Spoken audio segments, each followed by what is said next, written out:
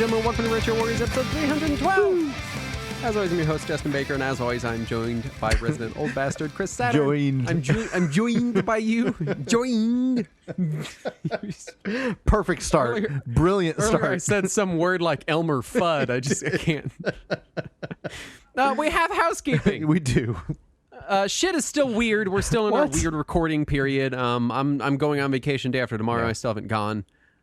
So hopefully I am having fun when you hear this. Hey, also, we have a website.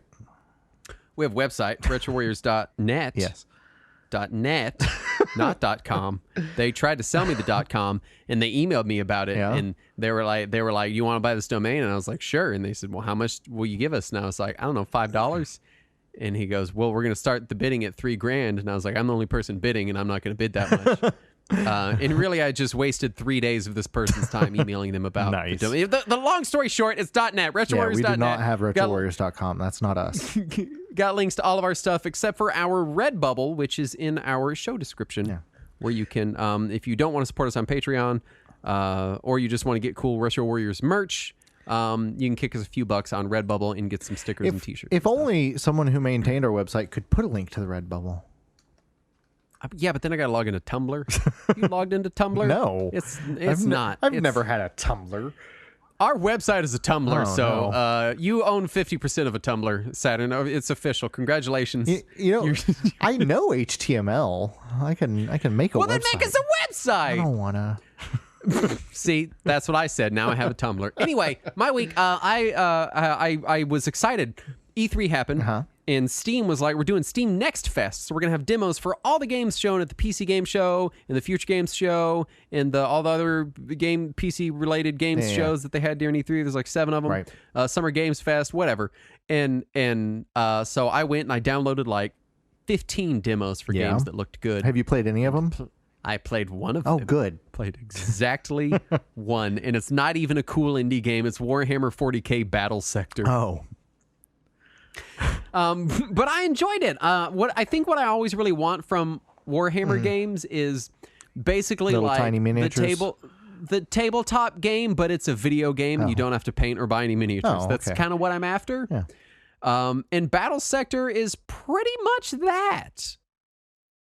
Which is, it's weird that it's taken this long for 40K to basically get a, because they always turn it into like, they turn it into real-time strategy or grand strategy or something. They don't, it's never just like you're moving pieces around a medium-sized map and you have a point value for your armies and you have to stay within this range and then you do the strategy until it's dead. I don't love that there's only 2 factions because Warhammer, in case you didn't know, has many factions. I did not know many more that, than no. one faction. It's not just Space Marines and Orcs, although Orcs would be an upgrade because it's not Orcs in the game either. I had been told that it was Space Marines and Zerg and Protoss. Yeah, basically. Yeah, that's not wrong. It's Space Marines and what do they call them now? The Astartes Marines. I don't know what that is. And then you've got the Protoss are basically Eladrin. I don't remember now. And then the Zerg are like Tyranids. Okay, that's what they ripped it when StarCraft ripped off all of their stuff from Warhammer. Yeah. That's what they were basing them off of. Yeah. So that I hope they add more factions to it, but it's a very fun game. If you're like me and you're like, hey, I like the idea of a tabletop miniatures game, but I'm not going to do a tabletop miniatures game. I just want to play the game part. Right. Then go check out the Battle Sector dimmer. Dimmer. that there dimmer. Justin, you're speaking real good like tonight. I'm speaking real good like. Go check you out some Warhammer Battle Sector. It's a video game on the Steams. Thank you. Good night. That's all I've got. I'm not going to try to say anything else. I'm just going to let someone else talk. Tangential. I remember I was watching some old game show back in the late 90s, and they had this guy that was like real country folk, and he was doing a good job of not sounding like country folk the whole time until one of the questions referenced the movie Babe. And he says, "Oh, I've seen that movie. That's that movie with that pretty pig. This thing's that pretty song." And just the way he phrased it was just it was the most backwoods I've ever seen a person instantly become on television. Poor guy. Which it wouldn't have seemed that way if he had talked that way the whole time. Yeah, it would have been fine. But oh man, I feel like that's how it happens to me. It comes out sometimes. I don't mean for it to. And me and my friends made fun of that poor man for like 3 years. I feel bad about it now. I mean, he obviously never knew about it. I have a related Yakuza story. I was playing Yakuza 7, and as you're playing, there are these chats that pop up between your party members that increase your bond between them. Oh, nice. And they're extremely annoying because you cannot avoid battles at all in that game. Right. And if a battle starts, it stops it, and you have to listen to the same dialogue again, and you want to listen to him because you want to get the bond up. Anyway, it was a new one between Sayeko and Adachi, and it's Adachi saying, "Hey, Sayeko, talk to me in the Kansai dialect." Yeah. She's like, "Why?" And he goes, "I just love women that talk in the Kansai dialect." Yeah. And then she started doing this like Southern Belle accent, which because obviously it's in English. There is no Kansai dialect, and it was just real funny to me. Nice. That's because even when he said it, I was like, how the fuck are they going to do this? Well, with the localization in Yakuza 3 and 4 and 5, there are characters that have a Kansai dialect, and they all seem to make them sound like they're from South Carolina. So I guess it's just filling that theme. Anyway, other than mispronouncing Battle Sector, that's all I've been. That's good. So I tried Dead by Daylight this week. Oh no, Saturn! Because it was on. Why would you do that? It had a quest on Game Pass, and I was like, well, I'll see if it is a thing I can play. You were interested before because they kept releasing content from related horror franchises that you cared about. Right, and I almost bought it when they released the Silent Hill pack. I was like, well, I want to support Silent Hill, even if Konami is a bunch of piling dog shit in a corner at this point. So my guess is that Dead by Daylight is 1,000% not a kind of game you would enjoy. Was my percentage correct? Because I know you didn't enjoy it. Yes, your percentage is correct. So I tried the offline trial. Don't do it all. Oh no. Well, it has the tutorial area where it's like it's like you can play offline in this tutorial to just learn how to play. Yeah. And first it has you play as survivors. And during the tutorial area, like it doesn't even place the bad guy on the map so that you have a chance to learn things. Mm-hmm. And I learned the things. I learned how to heal myself. I learned how to hide. I learned how to start these generators so that you can open the door and you can do all the stuff. And I learned the things. I learned how to take the other survivors off of a hook, a meat hook, if they got hooked, so that I could heal them.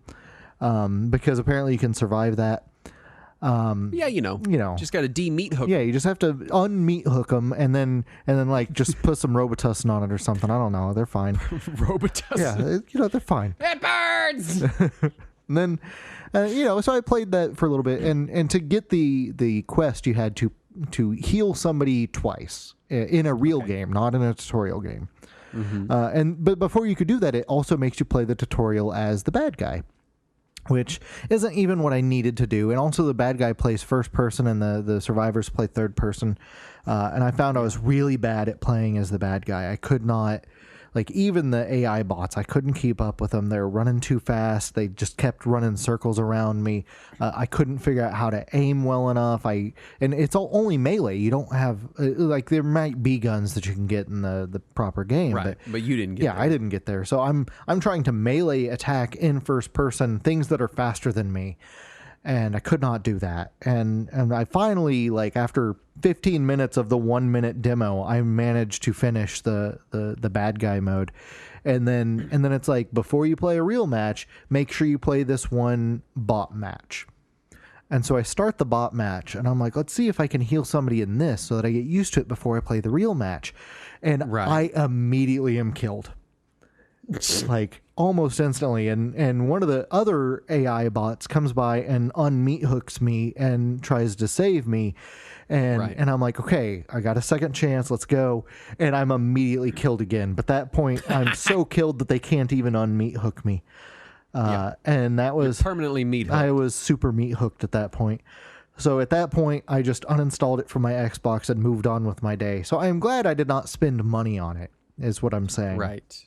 Yeah, I could have told you that is not a Saturn game. It was not a mile away. It definitely was not. Like the concept of it is neat. I like the idea of surviving some sort of horror environment. Right, but asynchronous, mostly multiplayer-focused online. Right. Fast-paced, with first-person elements, and action gameplay does not it was, a Saturn game make. It was just a little too fast-paced for me. Like, if it was a little slower and there was a larger environment that I could have tried to hide or get my bearings in, then maybe, but it was not any of that. So then I pivoted to a different online multiplayer game because that's clearly, the kind of game I play. Yeah, because you just love those. I love it. I love it so much. So I installed Dragon Quest X. No! So there's a fan translation for Dragon Quest X. Oh my God. And they fan translated an MMO? They did. They only fan translated the free trial. Okay. And the free trial plays through the entire story of the base game and the first expansion. Oh, the free trial does? Yes. It's free to play. Holy shit, that does not sound like a free trial. It is free to play up until the end of the first expansion. Okay.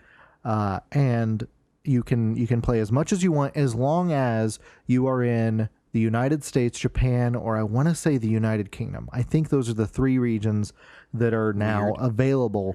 Anything else is region blocked by IP.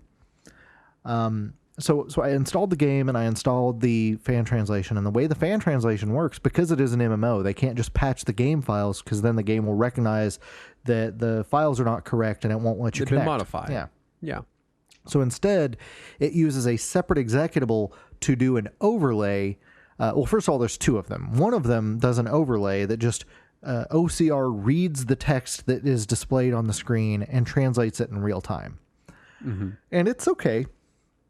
This is already so complicated, and I played Final Fantasy XI, so I know complicated online games. So it's trying to OCR translate the game in real time. It's not great. It does an okay job. It does a passable job. You can figure out the story. You can get through it. Yeah. Yeah. And then there's a separate executable that in real time intercepts your data files as it's loading them and replaces them with English files. And that one is just for menus. Yeah. And it's usually pretty good, but sometimes if you're going through the menus too fast, you'll suddenly see a bunch of kana. Mm-hmm. And you have to back out and then reload the menu slower, and then it'll give you an English menu. And so all that to say that I actually spent a little bit of time with the game, and it doesn't feel very Dragon Quest. Obviously, it's an MMO. I'm still in the instanced single-player only area right now. Right. But it is weird, and it certainly doesn't give me the vibe that any other Dragon Quest does, because it's starting me off in what I would say, to say this in the nicest possible way, it feels like a Japan themed stereotypical African village. Oh no. Yeah. Oh no! Fortunately, Akira Toriyama has an excellent track record at this, right? Oh fuck! I have not. God damn! I've not encountered anything. No wonder they haven't brought it out over here. I've not encountered anything offensive. However, everything does feel very kind of on the edge. It feels very Japanese equivalent of Hollywood tribal. So I'm worried that it's going to cross an edge. And so. I'm going to give it a little more of a try. Maybe I'm just not seeing it right. Maybe it's going to put itself in a much nicer connotation very soon. But right now, I'm just very worried. Well, hopefully it. I hope it recovers. I hope it is. I hope it's not what I am currently afraid it will be. Yeah. Anyway, let's do some news. First up, Metal Slug Tactics announced for PC. No release date given. I'm very excited for this. Yeah. This looks like a really good tactics game with destructible environments and classic Metal Slug sprite art. I'm pretty excited for this one. You like tactics games and you like Metal Slug. I feel like they were targeting you with this. They got their peanut butter in my chocolate. I'm pretty excited for this one. I cannot wait. Nice. A new Painkiller game is in development at Prime Matter. That's weird. Is it weird or is it wonderful? That's a franchise I haven't heard of in a while. Painkiller, for people that don't know, was kind of a early 2000s FPS series. They made a few of them. Yeah, there was two or three. They're very fun games. Yeah. I like them a lot. They were indie games then, kind of. I mean, they got retail releases. They were like AA releases kind of thing. I feel like Painkiller was always kind of in the same like realm as like Rise of the Triad. See, for me, I always kind of put it in the same bucket of games as Blood Rain, which we talked about last episode. I guess as just like that not big enough budget to be a real release, but still enough to have a marketing department for some reason. I like them. I have the Painkiller like collection on PC. It's really fun. It's just like dumb, overly dark gothic themes, right? And then you get a minigun that shoots ninja stars, and you're like, okay, sure. Like it's just dumb. I love it. CDPR and Netflix announce WitcherCon for July 9th. Why isn't it Cyberpunk Con? Because they want you to forget that they did that. Let's skip past that one. I have to say I'm a little nervous about where The Witcher is going as a property. Yeah. I think The Witcher made a great Netflix show. I do love the Netflix show. I thought it was very good. Yeah. Henry Cavill was great casting. Had good direction. Very good show. I think The Witcher games are very good. I'm not convinced that The Witcher as a property can support its own expanded universe. Like its own Star Wars level IP expanded universe thing. Has the author of the original books been involved in the expanded universe at all? That I have no idea on. And they've made other spin-off games. You have Gwent. They made that one. I think it was a CRPG of some sort that was like Witcher themed and like cool. I'm excited for it. But in my head, I'm like, what are you even going to show at WitcherCon? Like, you don't have Witcher 4 to show because you spend so much time on Cyberpunk, and that's just barely out. Just the second season of the Witcher TV show, and then the 4K version of Witcher 3. That's it. That's enough. I mean, cool. I'm excited for those, but just a whole convention. Yeah. Super Rare Games announced their Shorts line of products, which are Switch titles that are released only physically, as in they are not available digitally, and they are only available physically for 1 month. Now, they have since, I believe it was Super Rare that has since backed up on this and said, actually, after a 6-month period, all of these games will be released on itch.io online on PC.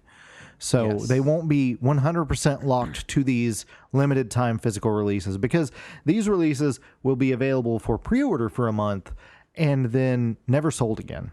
While there will be some review copies floated out there for specific reviewers, we will only hear those reviews before we are able to purchase the game. We won't be able to get more broad, potentially unbiased reviews until after the games are no longer available for sale. So that worries me. I don't know how I feel about this. Actually, I take it back. I do know how I feel about this. It's stupid. Yeah. It's because I feel like Super Rare Games and Limited Run Games and all these companies that are kind of specializing in Switch and PS4 special editions, they walk the line sometimes on the wrong side of the line as far as like, hey, we're just making cool things available for collectors, and hey, we're manufacturing FOMO, right? And and right after they announced this, Digital Devolver, as part of their E3 presentation, also announced that they are making a physical exclusive game that will not be available digitally. So I'm worried that this is instantly a trend. Of course it is, because all you have to say is physical only. Yeah. And it will sell out. Yeah. It will. It will sell out. That's really disappointing, because the whole point of these companies like Limited Run, initially anyway, was supposed to be, hey, we can make a copy that you can own, that is preserved forever. We're making this more available. Right. It's still available digitally, but we're making one that you can keep on your shelf forever even when the eShop shuts down. It was about it felt like the conceit was, yeah, it's a cool collector's piece, but also we're making this available in the way that you want to buy it. Right. And now suddenly it is the opposite of that. And apparently somebody from LRG in an interview after this said, we considered that at one point, but we couldn't find a way to do it that felt right. So they have dismissed the idea. I've bitched about LRG before. To their credit, they seem to be on the upward trend as far as doing things that aren't shitty, Right. which is nice. Yeah, They seem to be doing a lot more open pre-orders, Yeah. just being a lot more open in general, Right. which is nice to see from them. Absolutely. Tetris Effect Connected coming to PS4 and will support crossplay. So And that's very exciting. it's free to any owners of the current version of Tetris Effect on PS4. So if you already Hey, own, I'm one of those owners. right? If you already own Tetris Effect on PS4, or if you got it free during that months of play, whatever they were calling it, you get this upgrade for free. And now Tetris Effect Connected will support VR on PS4. So if you enjoy Tetris Effect Connected and you have a PSVR, you can still play against your Xbox friends on your PlayStation. Dynasty Warriors the movie. Yes, Dynasty Warriors the movie. that one. It's coming to Netflix on July 1st. Now, isn't the story of Dynasty Warriors just basically the story of Romance of the Three Kingdoms? It is, Okay. but like a real silly version of it. Oh, okay. Well, then I'm because then I'm slightly more okay with them making an adaptation of it.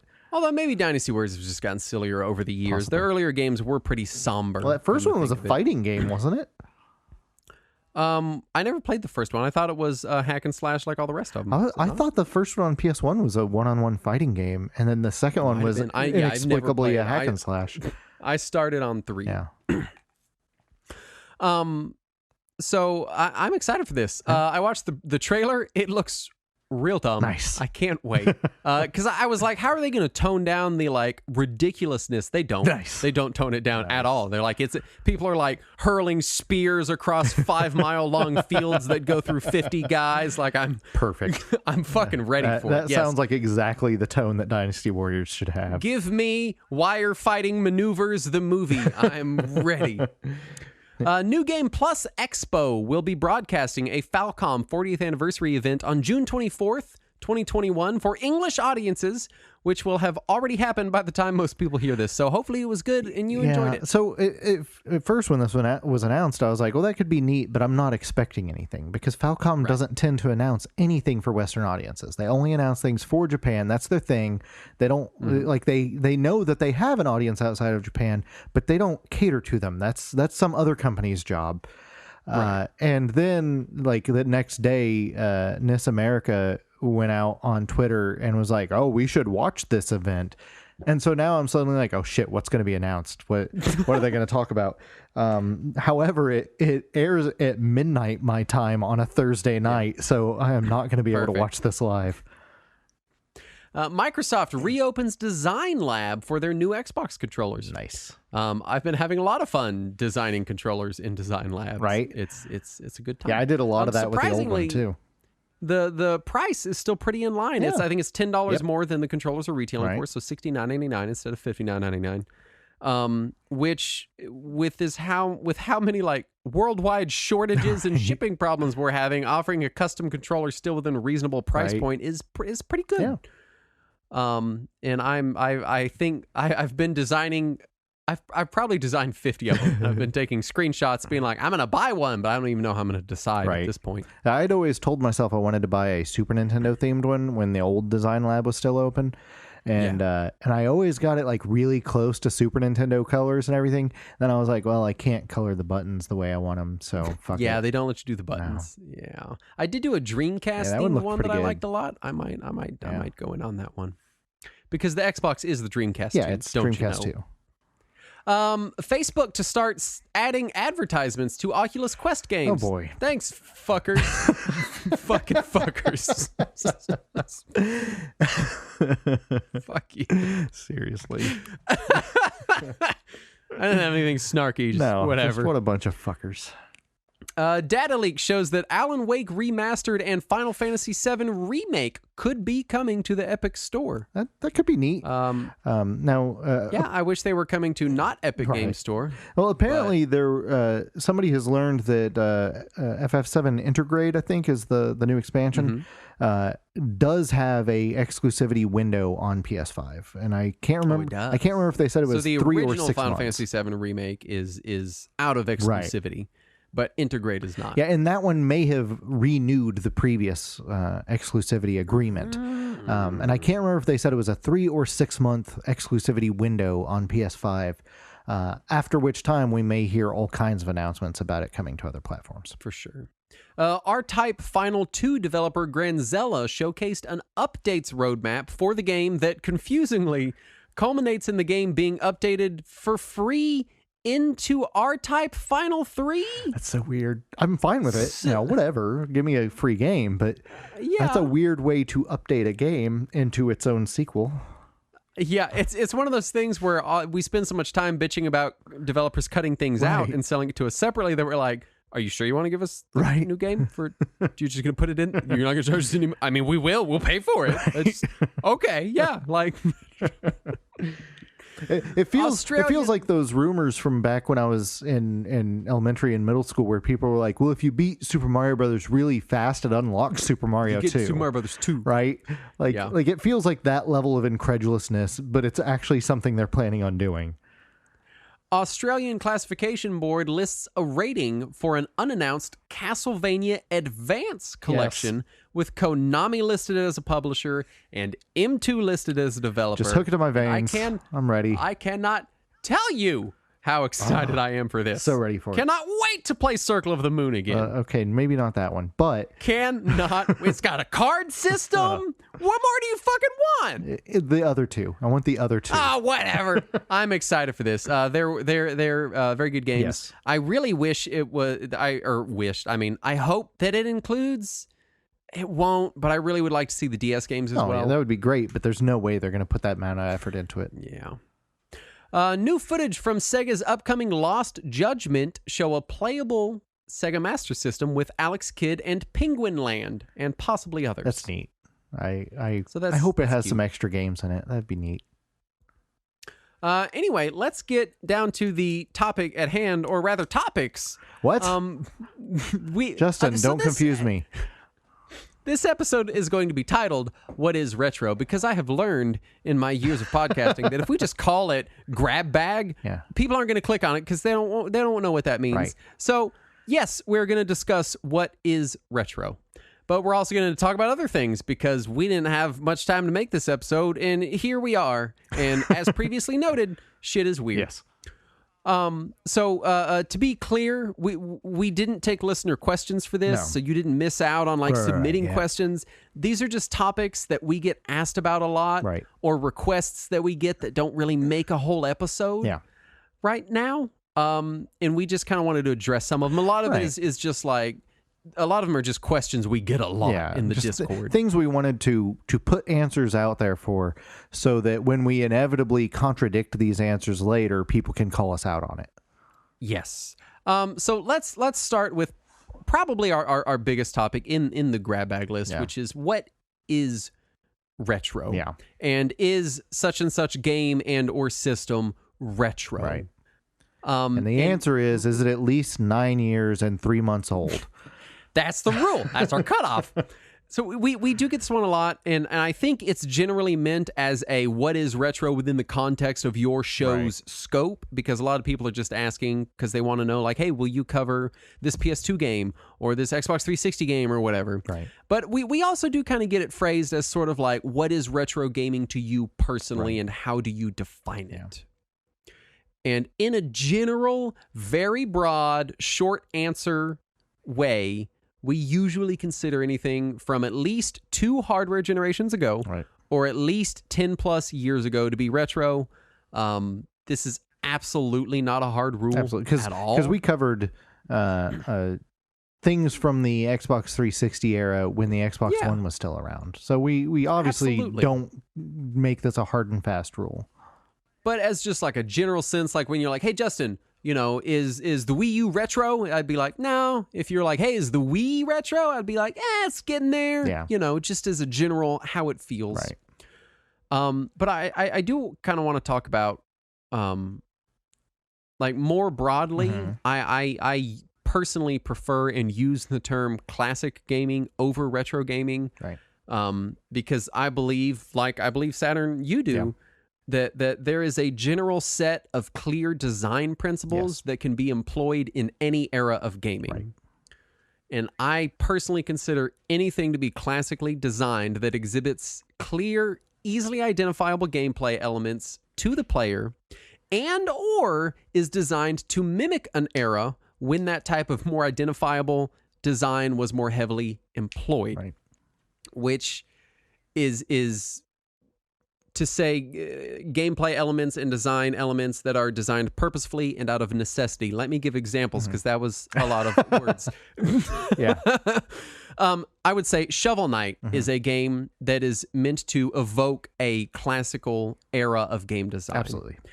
I would say the newest Monster Boy game absolutely is a modern game. Right. You know, it's a new game. Absolutely. But it is very classically designed, is what I would say. We just mentioned it a few moments ago, but I would say R-Type Final 2 feels very retro, even though it is obviously a new game. Yes, very, very classically throwback designed. Yeah. And this, of course, allows us in the show to consider new games classic, or at least classically inspired.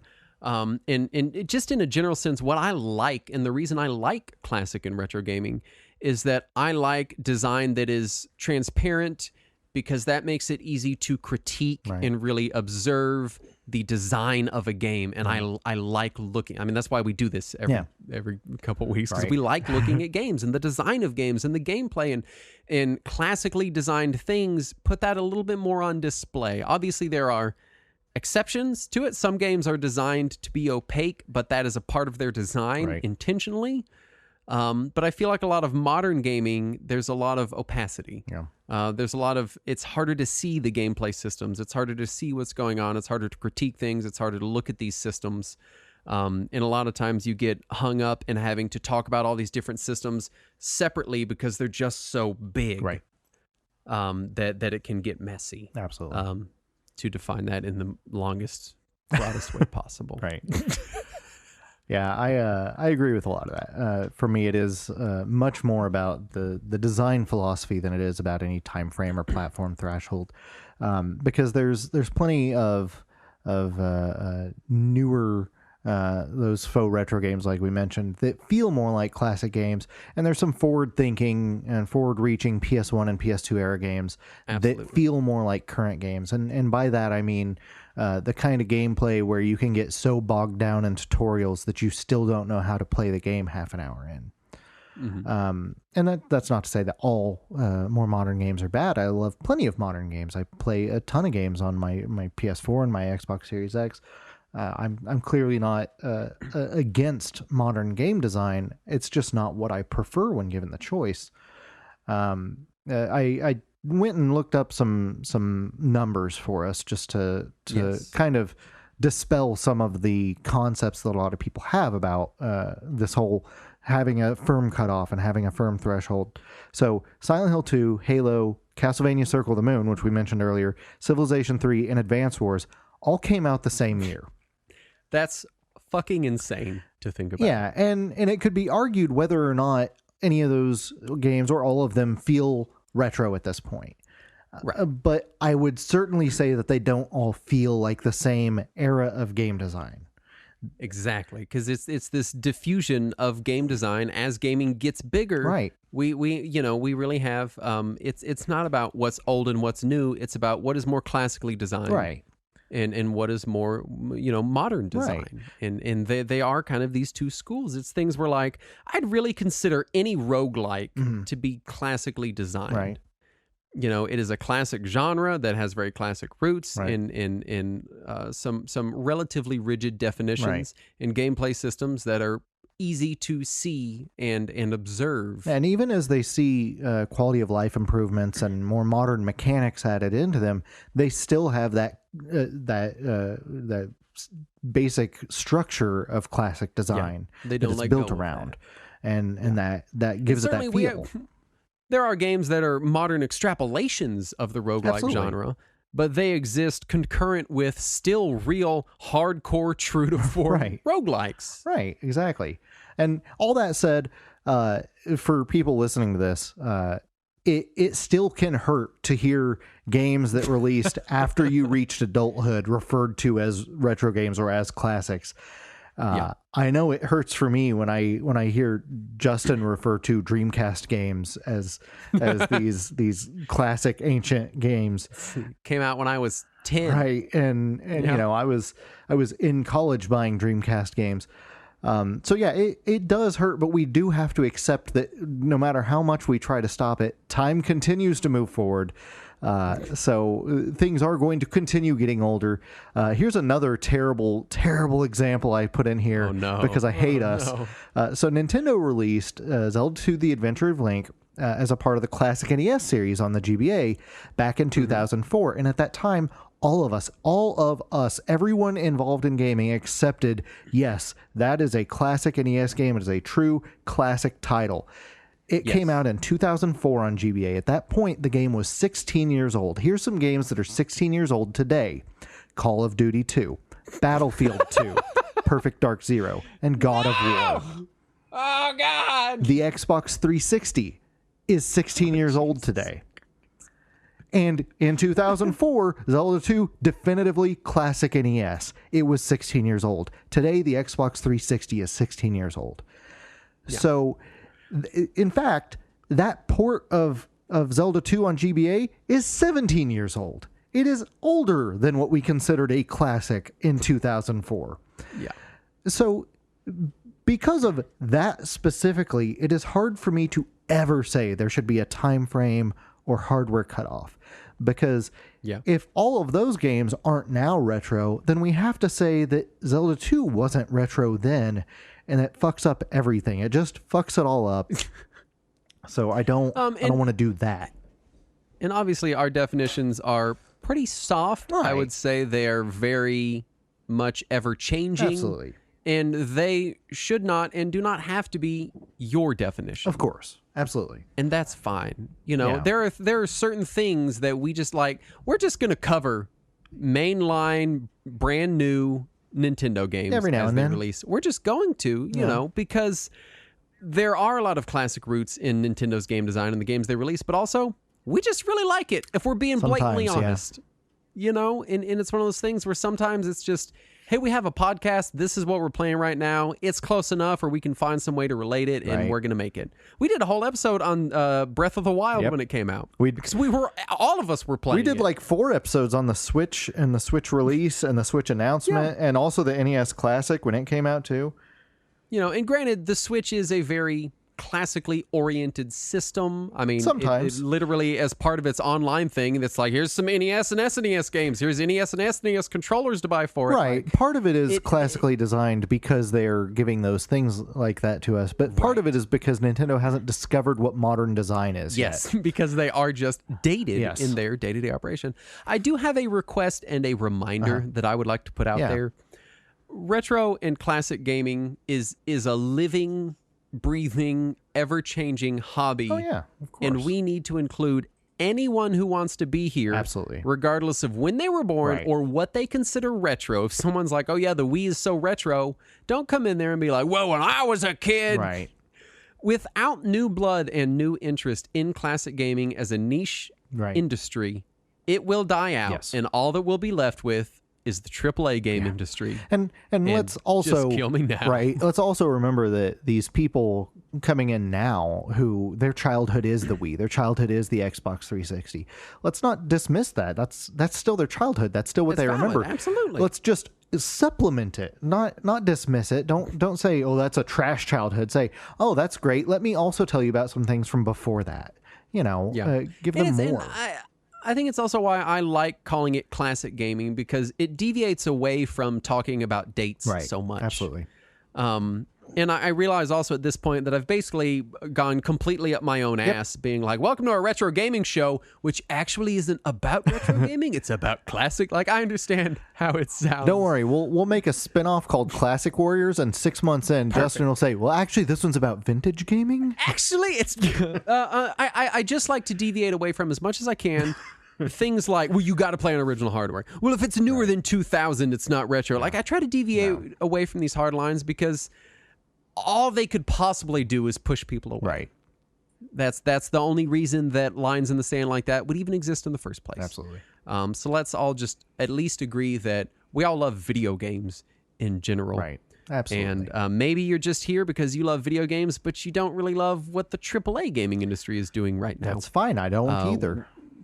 Which is, by definition, pretty well always on the bleeding edge of whatever the newest design thing is. Might not be the best design thing, but it's the newest design thing. Maybe it's just an Ubisoft open world over and over and over and over again. Let's get into some other topics. Yeah.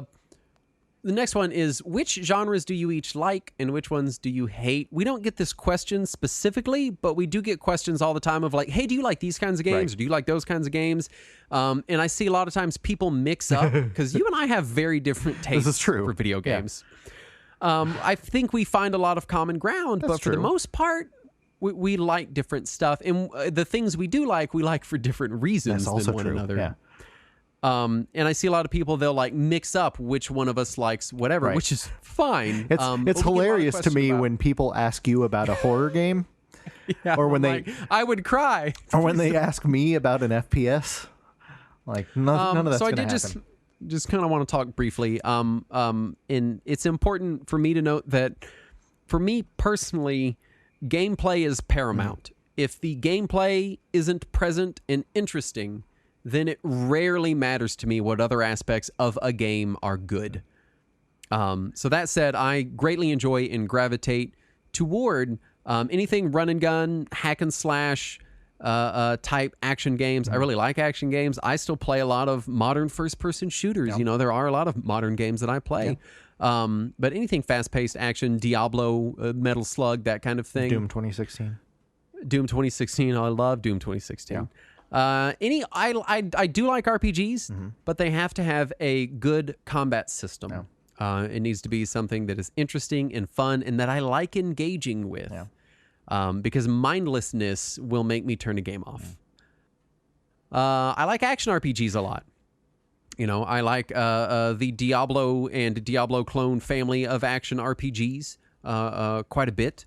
I like anything with cards, and I had to think about this and why I like, because even in meat space, I like cards a lot. I like card games. And I think what it is that card systems display this transparentness of design that I find really compelling. Like, I'm able to see all the different factors and playing pieces because they're all just cards. Right.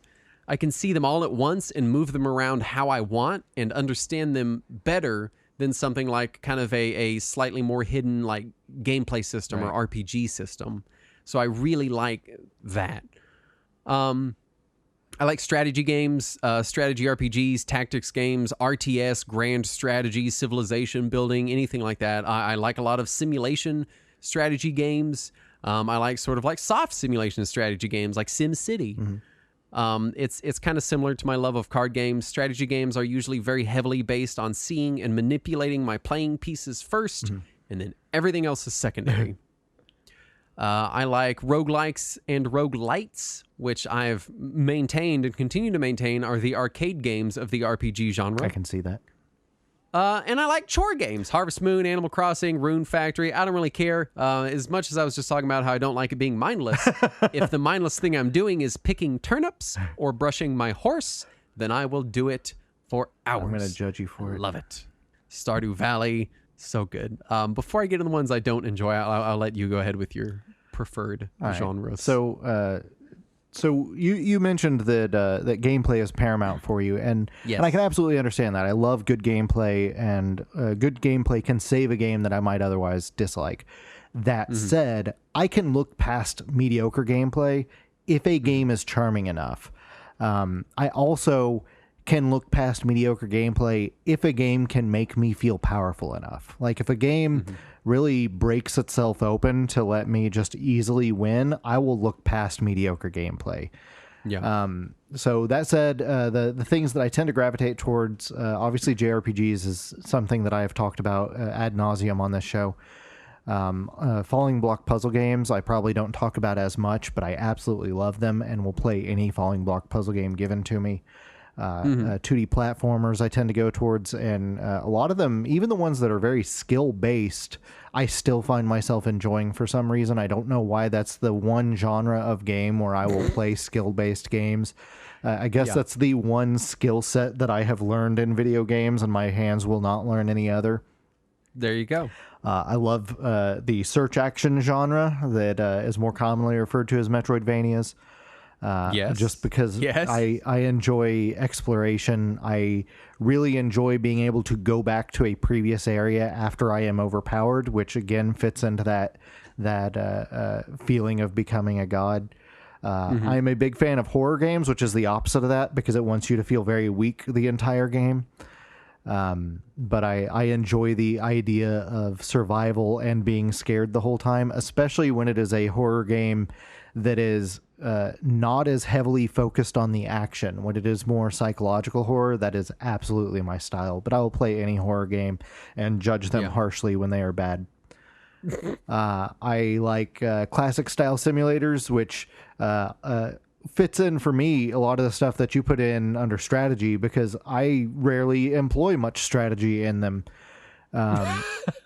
So stuff like SimCity, and also I would even lump in stuff like Civilization, even though it is obviously a strategy game. Right. I very much play them more as a simulator. I avoid warfare outright. I go entirely for creative or a scientific victory.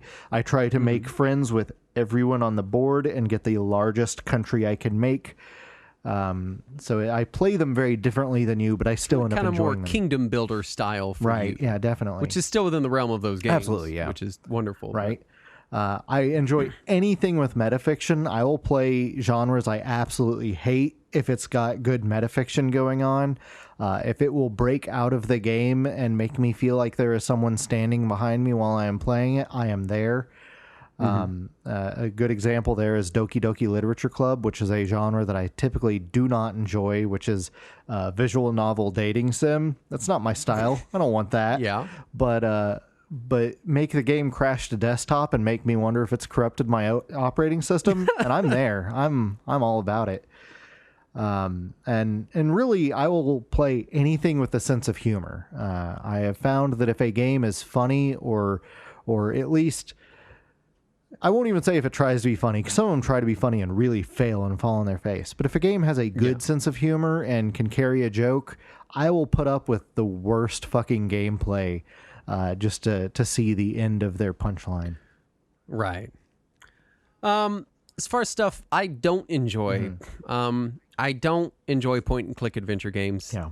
And I know it breaks people's hearts because spoiler, you don't either. I do not. For me, there's not enough gameplay present. Yeah. And just clicking items on a screen, although you could argue that that's what you do in Diablo. That's true. It's just not enough gameplay for me to stay invested. I can appreciate them, I can understand them, but I just don't feel the urge to play them. And also, a lot of them are very. They're often very linear. It's very much a linear story experience, and they often are somewhat hard to grasp in that the step you have to take to proceed to the next part of the story. Very design specific. Yeah, and that's not something I am a fan of. I like sequence breaking. I don't like following your very rote sequence of events to find the path to move forward. I always find it interesting how much you absolutely love sequence breaking in games, but will actively refuse to even so much as name a character something other than their default name. That is absolutely true, yes. It's very odd to me. You have this adherence to this is how the game wants to present itself to me, and I need to see it as close to that vision as I can, and then you're like, but I'm not going to do any of this shit in order. Yeah, It's always been interesting. I want the story laid out to me very plainly. I want all the characters pre-named. I don't want to change their outfits. I don't want to change their hairstyles. I need to know how these characters are defined, and as soon as I know that, I want to fuck up their world by making sure that I can get to the end before they've learned where the end exists. I do not like very story-heavy games that have long segments between gameplay. And I am on record as being very critical of story in games, especially when it seems to be to the detriment of playing a game. I love story, and I love a good story, but I need to get to play a game at some point. I should feel, if I'm playing a game, I want to feel like I've spent most of my time playing a game because I also love books and movies and TV shows. And if I'm really just wanting story, personally, I have other avenues. I don't have other avenues to get gameplay from. It only comes from video games. That's fair. I also don't really go in for simulation style sports games because I find that a lot of sim style sports games want me to either understand or at least care a tiny bit about the sport in question, which is a big ask for me. Because I don't know them. I don't know the sports. I just learned the rules to baseball like a year ago. That's the one I know. I forgot most of them. No. I forgot most of them. I thought I knew football, and then I was explaining football one day, and someone was like, "Yeah, you missed a whole bunch of shit." So I don't. I'm not the person for it. I don't think. Yeah, so I'm going to agree with some of that. So, like you mentioned, I also am not a fan of point and click adventures. I'm also not a fan of 99% of sports games. We can just write that right off. I do occasionally enjoy a golf game or an arcade style baseball game or a racing game if we consider those sports, or tennis sometimes if it's arcadey enough. I think I can enjoy a good racing game because racing, at least the rules of it, just go faster and get there before them in a general sense is okay. But even stuff like sometimes I'll be playing a tennis game and I'm like, I don't fucking understand these rules or what's happening, or why just tell me what the score is. It's 15-love, Justin. What does that mean? Represent it numerically. It's 15-love. Fuck. Bomberman 2 on NES uses tennis scoring for some reason. Oh no. Never fucking understood that. Anyway. Yeah. I also am going to add walking simulators in there. It's very similar to point and click adventure games. And it is also a thing that I just can't wrap my head around appreciating it for similar reason to what you were saying about story heavy games, is that I need a little more gameplay than that in there. I can handle a JRPG that throws 12 encyclopedia volumes worth of dialogue at me. That's fine because there's some game in between. Eventually, that I will get to play. I will get to make choices. I'll get to determine where we go and how what I get to determine how dumb their equipment is when they get there and how underleveled they are, or overleveled is more likely with me. But with a walking simulator, you're just walking and experiencing a story, and I can do that with an audiobook, and that's more my style. I tend to avoid FPS. It's not a hard rule. There's a couple that I'll play. It's funny to me in my head that I didn't list FPS as one of my preferred genres because I like FPS games. Yeah. I think I feel very disparate from the genre right now because a lot of the big AAA stuff, it doesn't interest me. Right, because it's very focused on multiplayer online. Yeah, but in a general sense, I love FPS games. Yeah. I love that Doom clones are going through a renaissance right now, like real true-to-life Doom clones, not just me jokingly calling Halo a Doom clone. Well, when Halo came out, I'll admit that I called it a Doom clone for a short period of time. It took me a while to learn the term FPS because not all magazines used it for a while there. But now that it is an established regular term, I can acknowledge that I just don't really care for the genre. I don't care for first-person games in general because I get that they're trying to show you the viewpoint of the character, but let me tell you, as a real-life meat being that sees things in the first person... You have peripheral vision. Yeah, I have peripheral. I can see my body when I look down. What? You can't? I know, it's weird. How? I can even see my nose if I look for it. I just clip through the floor when I try. Right? So there's all these weird oddities in first-person games that make them just not realistic enough. And also, personally, I don't want to associate with the character. I like seeing the character in a game as a separate entity from me so that I can... Being outside. Yeah, so that I can either empathize with them or hate them if they're a shitbag. But I don't want them to be me. It's me, Danny Shitbag, protagonist of Shooting Guns 2. I would play that. So what's your protagonist's name? Danny Shitbag. Next time I have to name a character in a game, it's going to be Danny Shitbag. Is he a very likable guy? No, he's a shitbag. But yeah, also I tend to veer away from any action game that takes itself way too seriously or tries to advertise itself on how macho or hardcore it is. So Darksiders, not for you. I tried it. It is not for me. Although, to be fair, the later games are more self-aware of their, like, even that top-down Diablo game they came out with was it called? New Genesis? I think it was just like Genesis, wasn't it? Just Genesis. Yeah. New Genesis is the PSO2 thing. That was very much like making fun of everything. Well, but it took them a while to get there. Right. Even stuff like Serious Sam, which is very much a parody. Absolutely. Still feels very, and Duke Nukem too. It's very tongue in cheek at how macho it is, but it still is putting its machismo right up front, and that is somewhat of a turnoff to me. Right. I think the difference is maybe that it's the machismo and it's making fun of it, but not in a way that ever internally acknowledges that it's dumb. Right. Yeah. Like Duke Nukem is serious. Yeah. He means it. Yeah. He's not joking when he says those things. Yeah, he really does enjoy staring at those titties all day. You're just supposed to, as the viewer, go, "Oh my God, this is so dumb and over the top." So maybe for you, when the game itself doesn't acknowledge that, you're like, "Well, I'm acknowledging it, but I want the game to know that it's dumb." Right. That's an excellent way to put it.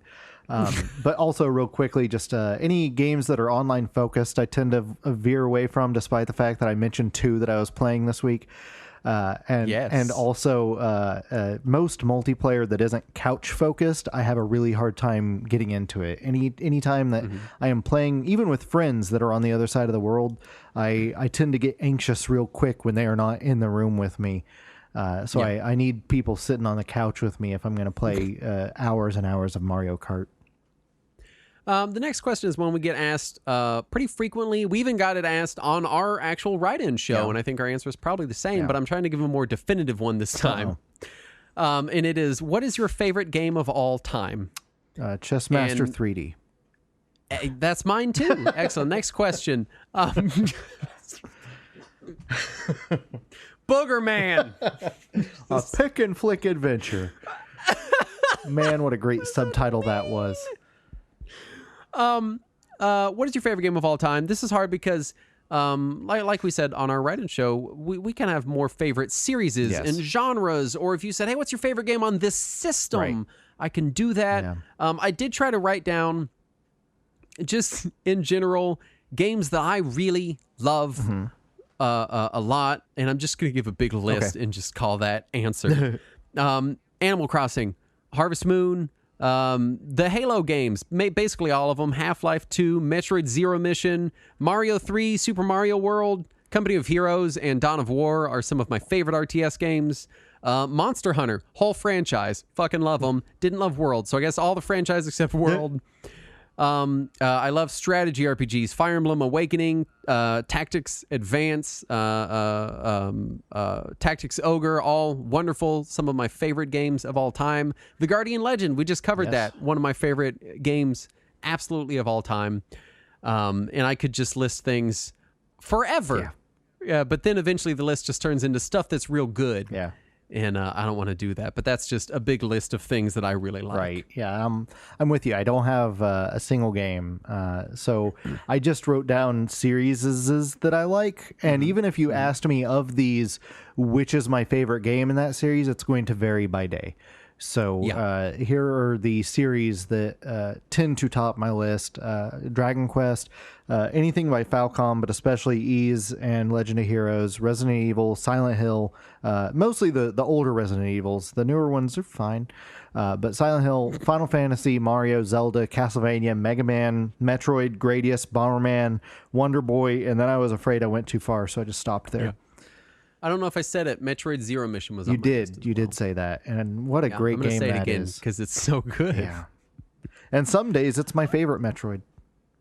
We get a lot of people asking, alternating, what is the best controller I can buy? And what is your favorite controller to use? Yep. And I broke mine down kind of in categories. I do have an arcade stick category because I get asked about arcade sticks frequently. I think kind of the best general use arcade stick for someone that's not like, hey, I'm really into fighting games specifically. If you are, you already know what you want. You can already get recommendations based on your fighting game franchise of choice. Right. But if you're just like, hey, I just kind of want to have an arcade stick because it seems neat, and I don't want to spend $400 on some custom thing that has no joystick and it's all just like keyboard buttons and it's a big wired controller and it's weird and I don't understand what's happening. The 8BitDo wireless arcade stick works on Switch and the new one, yes, works on Switch and PC. Is a wonderful, just general purpose arcade stick. Absolutely. As far as emulation controllers, which we get asked about a lot, people saying, hey, I'm building a RetroPie. What controller should I get for it? I have two recommendations. The 8BitDo SN30 Pro Plus for Nintendo layouts. Also for Sony layouts. And for Sony layouts. And the 8BitDo M30 for Sega layouts, the 6-button Sega layout. And for anything modern-ish or PC gaming, I really gravitate to the Xbox controller personally. But depending on the day... The modern Xbox controller, not from the original Xbox. Right. The original Xbox Duke controller. It's the only controller to use. With the black and white buttons. The current Xbox Series controller. Yeah. Although depending on the day, I will complain about the face buttons on that one. Because they are bulbous and repeated button presses for a long period of time hurts the pad of my thumb. And so I do prefer the face button style of the PS4 controller. Those very flat face buttons. I like those. They're flat and clicky. Xbox is a little... And we've established I basically hammer my controller with my giant sweaty meat paws. Yeah. So I push too hard. And you grind your thumb into controllers. We've learned this. So sometimes I'll push the button just right and it pokes my thumb and it hurts. But Xbox controller. Yeah. So I am simultaneously very picky about controllers and still somehow less picky than you about controllers. I years of using a Gravis gamepad on an emulator taught me... Mutated your claws. Yeah, it just taught me to use whatever controller was in front of my face for any game at all. So I tend to use a SN30 Pro Plus or a modern Xbox controller for just about anything. If I have to use a PlayStation controller, I will prefer the PS4 over the PS3 controller by a mile. Yes. Though I haven't messed with the PS5 controller yet, so I don't have a proper opinion on that. There are very few controllers that I outright avoid. There are very few first-party OEM controllers that I outright avoid, and I can typically acclimate to them pretty quickly. My preferences as far as controllers go are purely opinion-based. As far as build quality goes, I think most all of them are pretty solid these days. They are. We have been seeing an unfortunate trend in joystick drift in just about every brand right now. I think there's something going on with modern joystick supply chains. Yeah, I think it's something with the plastic production or something. It is across the board. If you're trying to get away from joystick drift and you're buying a modern controller, it's just, that sucks. Yeah. You just got to play the lottery right now. Yeah, I've been real lucky that I haven't encountered joystick drift in any of my controllers, my Xbox controllers, my Switch controllers. All of them still seem to be fine, but I also don't play a ton of games that heavily rely on analog sticks because I play so many retro games. So I don't know if I just got lucky or if I'm not abusing controllers or something, but that's my general preference is the 8BitDos and the Xbox controllers will get me through anything I need. Next question we get frequently. I feel like we get this one a lot, which is which Dragon Quest or Final Fantasy game should I start with? All right, let me put on my wizard hat. We did a whole episode on this called JRPG Boot Camp. But we do still get asked specifically Dragon Quest a lot, which is where should I start with Dragon Quest? Well, it's because I've apparently become the ordained Dragon Quest expert of all Western territories. Dragon Quest sage. Yeah. For me, Final Fantasy IV is where you should start if you want a more linear experience. I do also think you should start with either Final Fantasy Dawn of Souls or Final Fantasy VI, depending on what you're after. if you don't want something pretty linear and focused. For Dragon Quest, I just say Dragon Quest 11. It's the most available. It's very good. You don't have to play them in order. It doesn't reference other games, and it's very good. Yeah, Final Fantasy IV has long been either my favorite or one of my favorites in the series, so I can back that up. I will say that Final Fantasy VII is still pretty easy to get into and also very readily available on every major platform. But also the same ones that you recommended, Final Fantasy 1, Final Fantasy 6, both pretty easy to get into.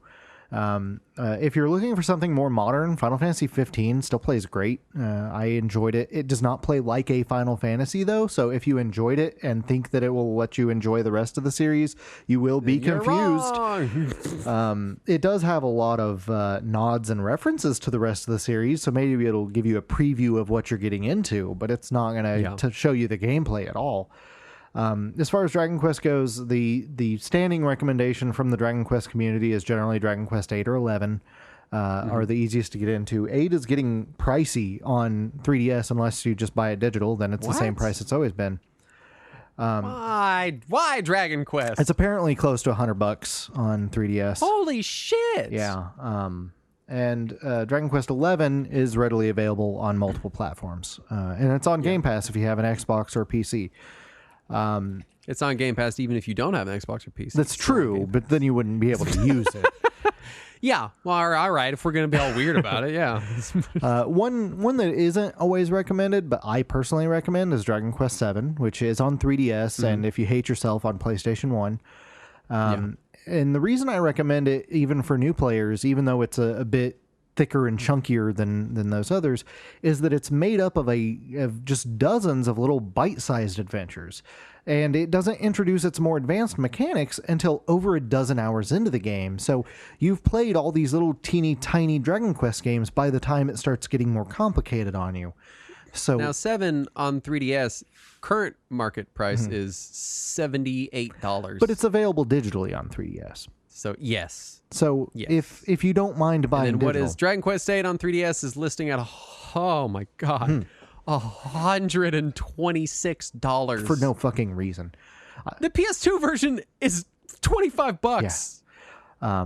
Oh my god! And these games languished on store shelves. People weren't buying them, and now they're suddenly exorbitant. Oh yeah, I don't get it. Oh, guess how much Dragon Quest 5 on DS is going for? 150-ish.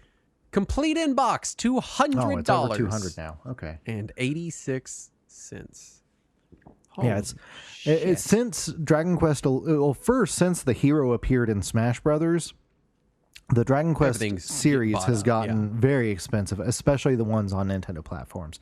So if you haven't already bought the games, either acquire them through some other method or buy them on mobile. They're very cheap on mobile.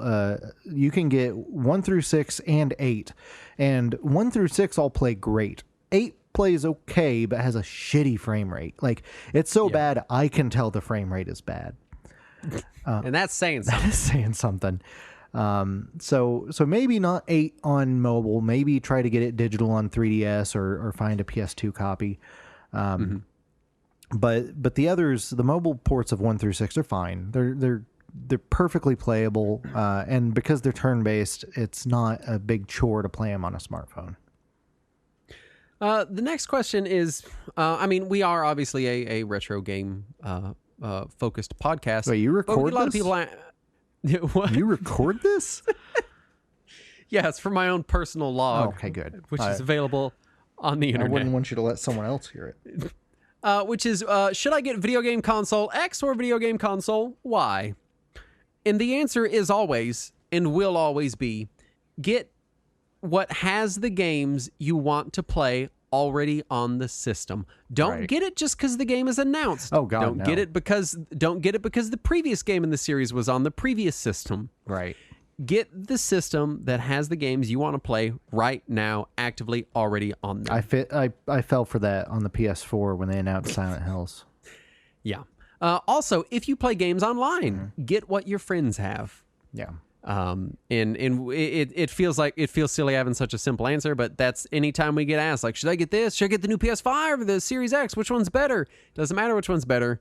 Right. Which one do you which one has the games you want to play, Yeah. and which one do your friends have? Yeah, my answer when people say, should I get this system or this system, my answer is yes. You know, if if it is within your budget and you're not going to be hurting afterwards and you want it and you think there are games on it that you want to play and you've already identified some games on there you want to play, you're an adult. I'm not going to stop you. Get it.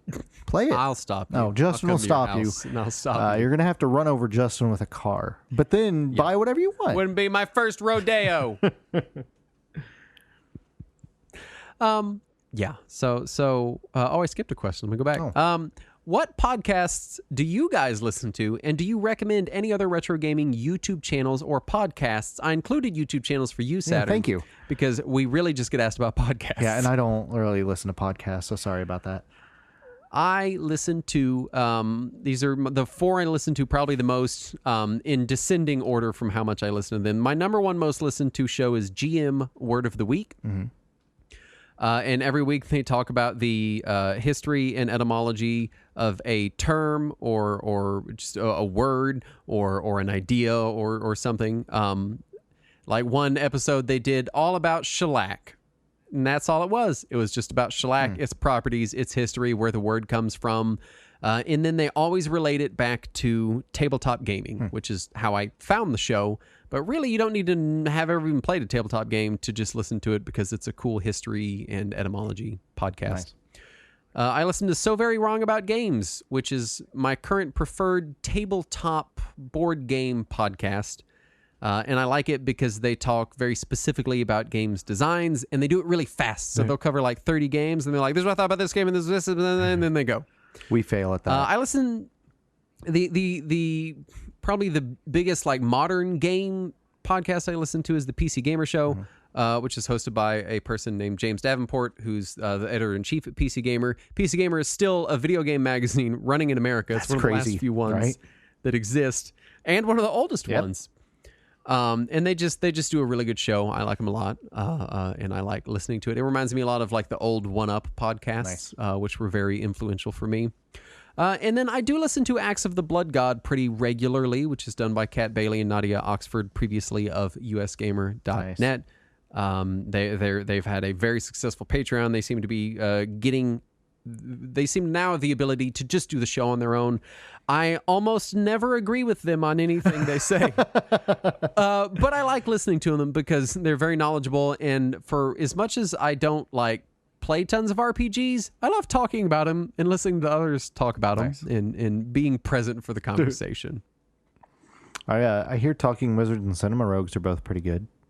They are very good, especially if you like 50 First Dates fan theories or movie reviews. Yeah, you should listen to both of those.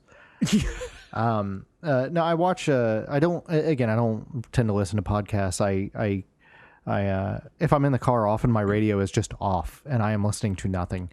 But I do turn on YouTube in the background when I'm cooking or cleaning or whatever. And I watch a lot of analytical YouTube channels about games, stuff like Game Maker's Toolkit, which goes into game design, and Architect of Games, which goes into game design, and Design Doc, which goes into game design.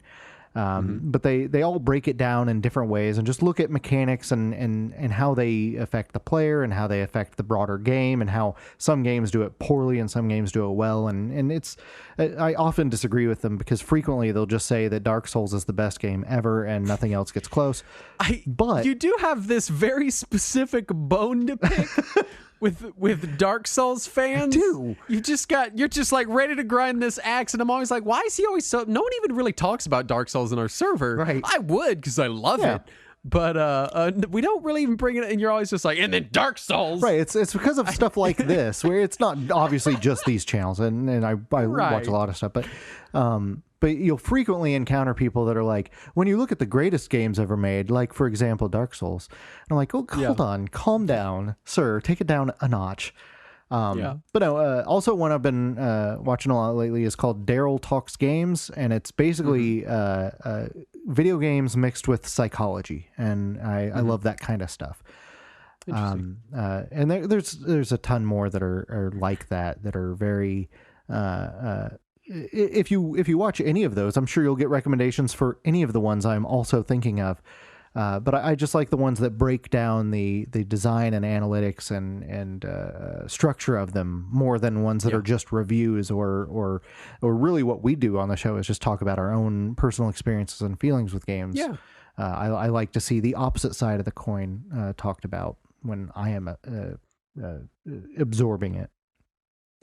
How do you manage your backlog? I don't. We get... I don't either. We get asked a lot about this, and it's a topic that comes up a lot, which is backlog and backlog guilt, which comes up a lot, and people being like, I bought all these games, I haven't played them, or I didn't finish such and such. I get legitimately probably too upset when I finish anything that I'm enjoying. A movie, a book, a game, a TV show. I know that. There have been some games and TV shows and stuff that I finished that were so good to me that I get genuinely depressed that they're now done and I finished them and I can't redo it again. I mean, I can redo it, but I can't re-experience it. Yeah, the first time I remember feeling that in my life was when Next Generation ended back in 94. Yeah. I felt that when I finished Next Generation. Yeah. Also, I always call it a library. I don't call it a backlog because, it's not a checklist. It's not a chore. It's not a thing that I have to get done. And I understand that a lot of it is just people trying to organize their hobby, and that's where they find their fun, and that's totally valid.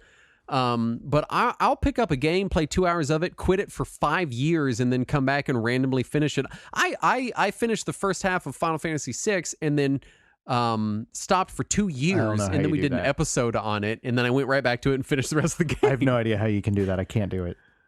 So I do that constantly. I've got my Dragon Quest XI save file sitting at Act 3, and I'm gonna finish it one day. Someday. It might not be until 2030, but I'm gonna do it.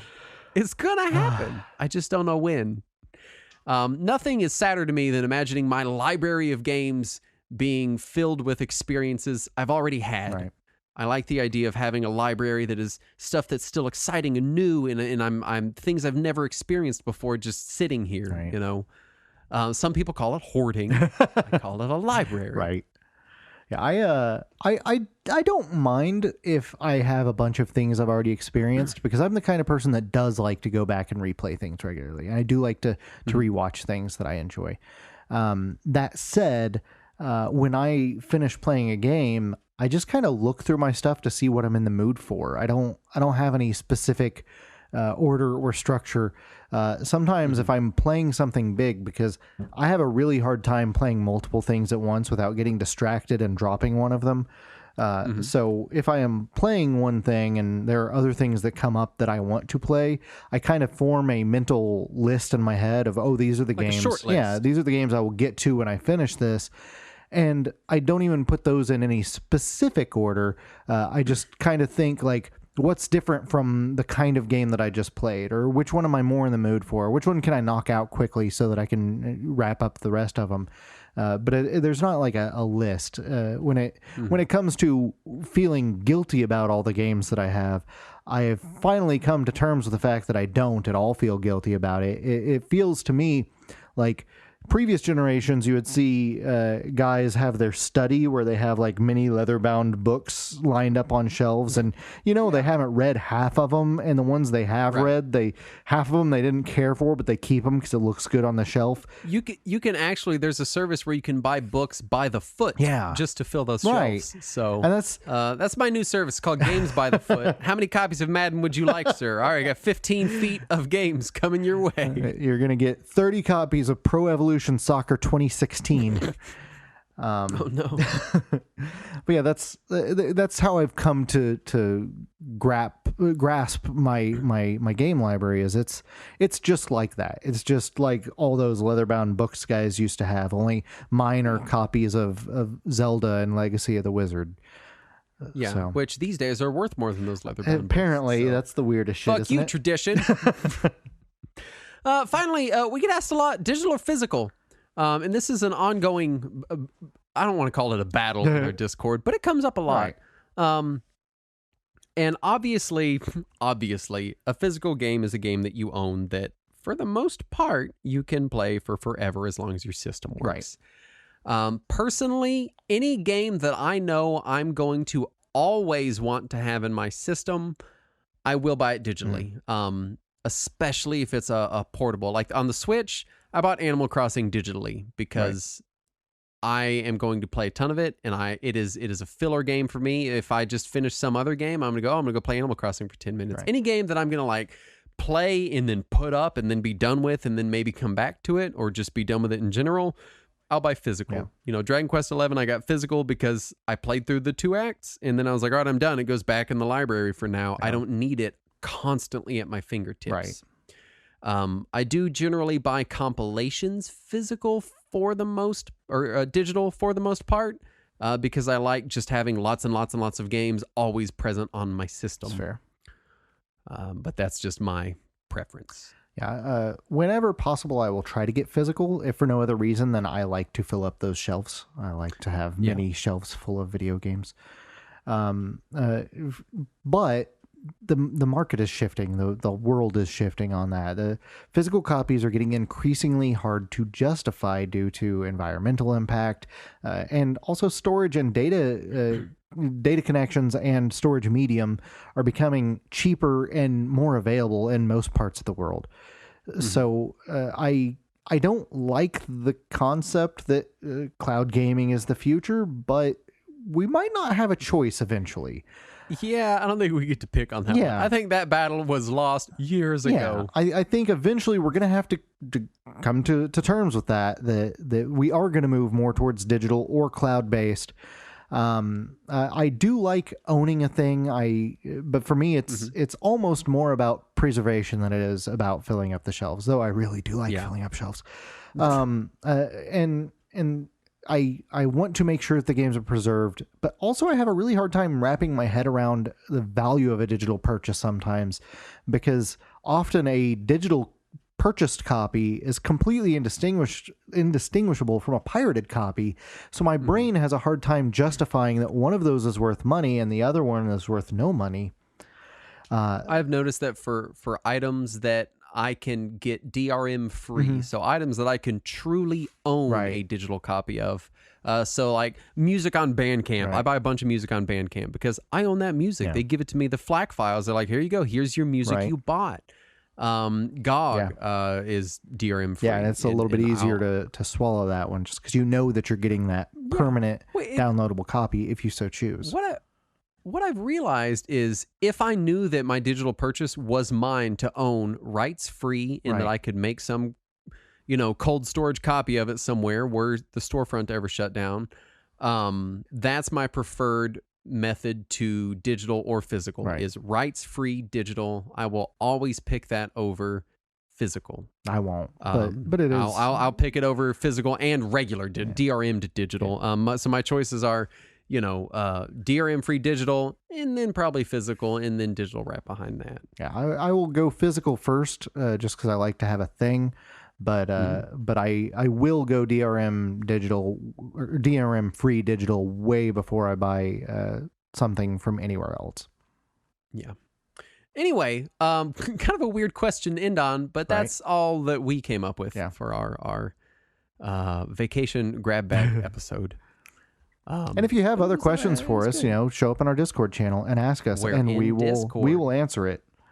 If you want to come tell us why we're wrong for not liking point and click adventure games, then you can try. And you won't be alone, because there are other people in our Discord who will join you in telling us how wrong we are. I feel like as far as like topics that people want us to do badly is a third Controllers episode and any point and click adventure game. We will do a third Controllers episode. That will happen. Oh gosh, I want it so bad. Just we have to frame it. We have to figure out how we're going to do it. Oh, I know how I'm going to do it. I'm just going to talk about controllers for an hour. You know what else I want to talk about is our Patreon, which is patreon.com/Retro Warriors. And you can find all sorts of stuff there that I'm not going to enumerate because it's a mystery. It's a mystery Patreon page. Because that's how the internet works. In 2021, it kind of is. Maybe we should make one episode of the show and put it on a cassette tape and sell it for $1,000, and it's the only way to get it. Right. Anyway, you can find a link in the show description along with a link to our Redbubble and a link to our sister show, Cinema Rogues, hosted by Andrew and Guy, which you should be listening to. I don't know why I said it in a sing-songy voice, like I'm scolding people for not listening to it, but I'm sticking with it. See, to me, it sounded like it was a sing-songy voice because you couldn't figure out what you were going to say next, and you were stalling for time. Anyway, we do want to thank the following patrons that made this specific show possible, starting with Brian Kim. And Brian Guido Hassan. Chris Courage. Craig C. David Nelson. Edward Majewski Jr. El Malaguero. Frankie has done been went to Hollywood. And freecodecamp.org, Quincy Larson, are all the people that made this show possible. Thank you so much for your kind donations. Indeed. If you'd like to help us out, then I already told you how to do it, so please do it. Anyway, thank you for listening. You have to forgive Justin. He's new at this whole podcast thing. We'll be back next week, unless you're on Uncut, in which case it's going to be a few weeks, but you got 4 episodes in 7 days. Right. So hopefully you can pace yourself on that content. Anyway, thank you for listening. And as always, let us cling together.